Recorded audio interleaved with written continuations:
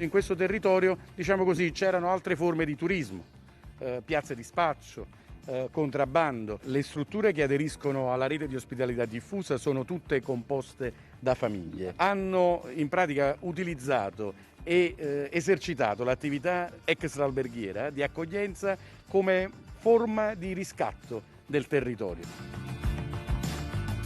Con 183.000 strutture tra bed and breakfast e affittacamere, a fronte di 33.000 alberghi in attività, il settore extraalberghiero rappresenta la maggioranza dell'offerta di ospitalità in Italia.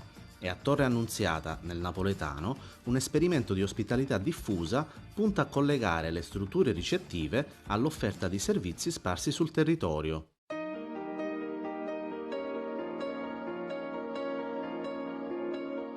La rete di ospitalità diffusa è un'associazione che raggruppa strutture ricettive extraalberghiere nel territorio vesuviano.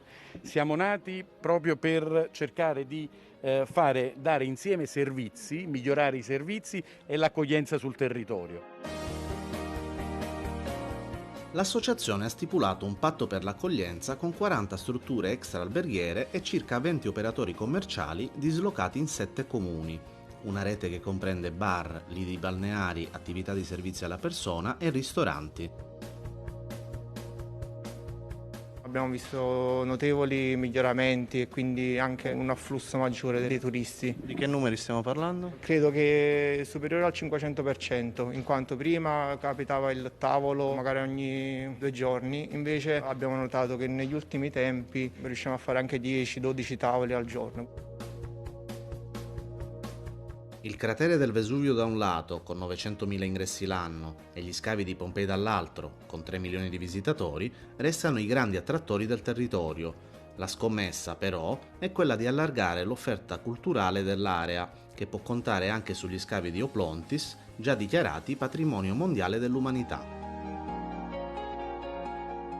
Abbiamo organizzato degli itinerari particolari cercando di offrire qualcosa di più ai turisti, sempre prendendo spunto dagli affreschi sul teatro, sulle maschere, sui cibi, sulla base proprio di questo affresco. Adesso tante pasticcerie a Torre e non solo a Torre riproducono la cosiddetta cassata di Oplonti.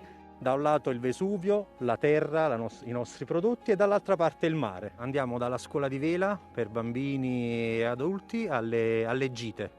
Quindi l'organizzazione di una passeggiata in mare, a velaterapia. I numeri ci confortano in quello che vogliamo offrire. Abbiamo stimato che questa nostra offerta in 3 anni abbia portato ad un aumento di circa il 30%.